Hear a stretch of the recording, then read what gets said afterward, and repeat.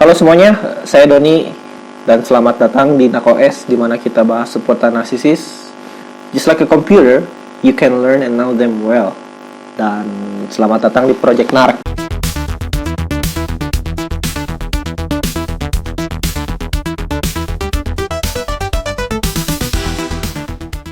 Aduh, aku asli udah nggak bisa ninggalin dia. Dia udah gini sama aku. Banyak hal yang udah kita lalui bersama, bla bla bla bla bla. No matter how bad they treated me, walaupun aku udah diselingkuhin, walaupun aku udah dipukul berkali-kali. Ini kasusnya buat yang cewek ya. Cowok juga sama sih. Walaupun aku udah dibikin rusak sama dia, tapi tetap aku masih sayang. But are you sure about that? And are you sure is that about love? Apa lu yakin itu yang disebut cinta? Anjing, cinta. Lu cinta atau cuma adiksi? Masa sih cinta menyakiti mang gitu? Masa cinta tapi mainnya baku hantam? Masa selingkuh bagian dari cinta juga? Apa mungkin lu udah secandu pakai kokain? Kalau misalnya lu udah kecanduan ya apa sih tuh namanya tuh kode name ya barang ya lu udah sakau gitu dan otomatis gitu they wanted to bringing you back, right? Kalau nggak dikasih ya perasaan gelisah lu muncul lagi ya, sama aja kayak lu kecanduan narkotika, right? It's a toxicity, right? Lu cuma trauma bond, lu cuma adiksi dari konsistensi dari abuse mereka. Gue udah mention beberapa kali di video lain, lu tuh cuma kena Stockholm Syndrome. Oke, sedikit cerita ya soal Stockholm Syndrome ya. Lu nonton Money Heist gak sih? Lu pasti tahu Monica yang jadi Stockholm. Nah, si Monica tuh yang kawin sama si Denver tuh. Nah, ini loh alasan kenapa si Monica dikasih nama Stockholm. Karena dia Stockholm Syndrome. Lu tahu kan asmaranya si Arturo sama si Monica sebelum si Monica jadi Stockholm ya. Nah, si Arturo ini kan orangnya kampret ya. Dia yang ngehamilin, terus dia nggak mau tanggung jawab kan. Tapi pas di season 3 apa season 4 tuh yang dia masuk ke bank lagi tuh. Si Monica ini kan udah jadi Stockholm kan.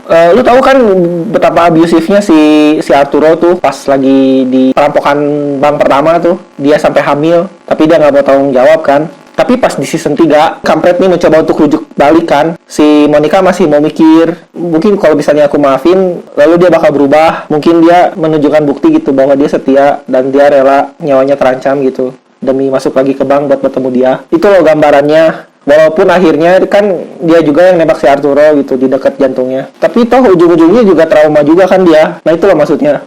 Aduh ini kok lagi jadi ngomongin film ya. Itu cerita singkatnya ya, cerita sedikit ya soal Money Heist si Monica yang jadi Stockholm itu. Saya tekenin lagi gitu bahwa lu sebenarnya udah gak cinta. Lu tuh cuma adiksi. Here's the explanation about kenapa gitu. Lu bisa adiksi sama orang yang udah nyakitin lu. Karena hot and cold, okay? Ups and down, high and low.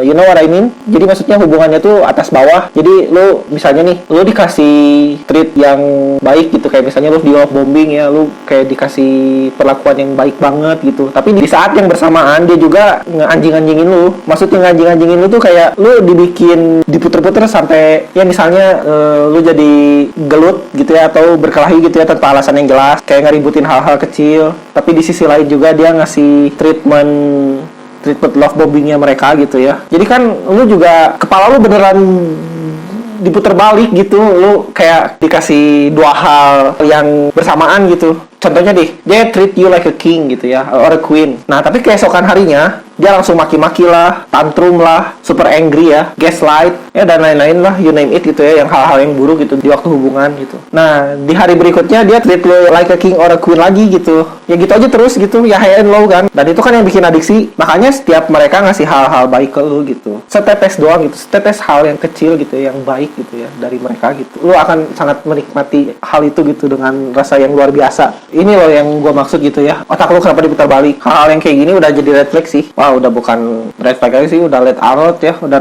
ya. Udah warning huru hara perang dunia tuh yang walaupun itu lu udah ngelihat semua red flagnya gitu, lu masih tetap aja gitu betah sama doi. bakal terasa sangat sulit gitu buat lu yang lagi di silent treatment atau lagi di ghost atau yang di discard. Ini hal yang paling sakit sih soalnya. Lu jadi sulit banget gitu ngontrol tubuh lu jadi sulit mikir, short term memory, jadi cepet lupa, ngobrol sulit nyambung, dan apa yang gua mention di video sebelumnya gitu, lu merasa bibir lu emang kalau main Dota tuh bibir lu di silent gitu, lu jadi sulit ngobrol, lu jadi sulit baca, lu jadi sulit memahami apa yang lagi, lu sulit memahami apa yang ada di depan mata lu, yang gue bilang itu brain fog. Nah, dari sini loh kenapa jadi paham gitu. Sekarang kenapa orang-orang yang udah putus, cerai, atau ditinggalin ya, atau apapun lah ya, karena kelakuan si Nah ini yang toksik gitu ya, sampai mereka pada ninggalin. Kalau misalnya mereka nge-rechat balik, mereka biasanya ke narkoboy, minum alkohol, rokok, atau nonton film Peko frequently yang bikin lu jadi bocor 3 kali dalam sehari. Mungkin lu sering lah lihat fenomena ini di luar sana ya, karena ya memang adiksi dari toxic relationship itu separah itu ya, setara sama apa yang gue sebut tadi lah adiksinya ya. Dan kebanyakan teman-teman lu nggak paham soal ini itu, anjing, sumpah nih, anjing benci banget gitu ya sama teman-teman lu gitu yang modelan begini, yang apa-apa dijudge gitu. Mana sih udah kasih tahu dia tuh orang nggak bener, masih aja lu mau, udah kasih tahu bla bla bla bla, saya tamat tuh bisa dibejaan, anjing gua aing, dia mah gitu, pantas aja dia juga begitu, pantas aja dia digituin juga, emang pantas kok, gak bisa dikasih paham, anjing tai, lu gak paham anjing. Nah ntar lah gue bahas ya itu di video lain. Teman-teman lu yang sangat menyebalkan itu tuh saat lu pasca udah putus atau cerai sama nark ya, tapi ya gimana ya, sometimes gitu ya society tidak memihak kepada lu sih. Jadi gue tekanin lagi gitu ya, lu emang udah gak cinta, lu cuma adiksi gitu, especially gitu ya buat lu yang lagi di hubungan yang toksik atau posisi lu lagi di abuse. Lu sebenarnya cuman kangen gitu sama hal-hal manis yang pernah dia kasih, mungkin having fun. Kalau misalnya yang pacarnya sampai ataupun apapun lah gitu ya, setetes kebaikan dari doi ya. Tapi biasanya having fun it's the most powerful thing, which is common ya dari nark, karena itu senjata terbaik mereka sih. Soalnya gini loh, kalau misalnya lu disakiti gitu ya sama mereka, ya kasih aja having fun gitu, problem solve. Soalnya dengan having fun, masalah yang lalu gak akan lu bahas lagi kan, bener? Ya mungkin sebagian kasus gitu ya, ada yang masih jalan sama nark nih, atau sama toxic relationship, atau yang lagi di narc abuse sama mereka, dan ada yang memang sudah di discard. But tapi gini loh, it has been damaging your brain, right? Buat yang sedang berada di fase tersebut gitu, the only thing you have to do is bersabar mungkin, karena siklus yang berulang ini gak selamanya bakal lu terima dan lu jalanin terus gitu. Otak lu gak selamanya bakal betah di abuse gitu, karena otak dirancang buat surviving, okay? Otak lu dirancang buat bertahan hidup, dan otak lu juga gak selamanya juga meminta zat aditif yang biasa lu konsumsi. At the time, kalau misalnya lu bisa overcome ini, otak lu yakin deh bisa berjalan sebagaimana mestinya. Oke, sekian dulu ya video kali ini. Ditunggu aja episode selanjutnya. Gua nanti mau bahas lagi pertemanan yang tadi gua sebut. Oke, see you on next video and until next time. Bye.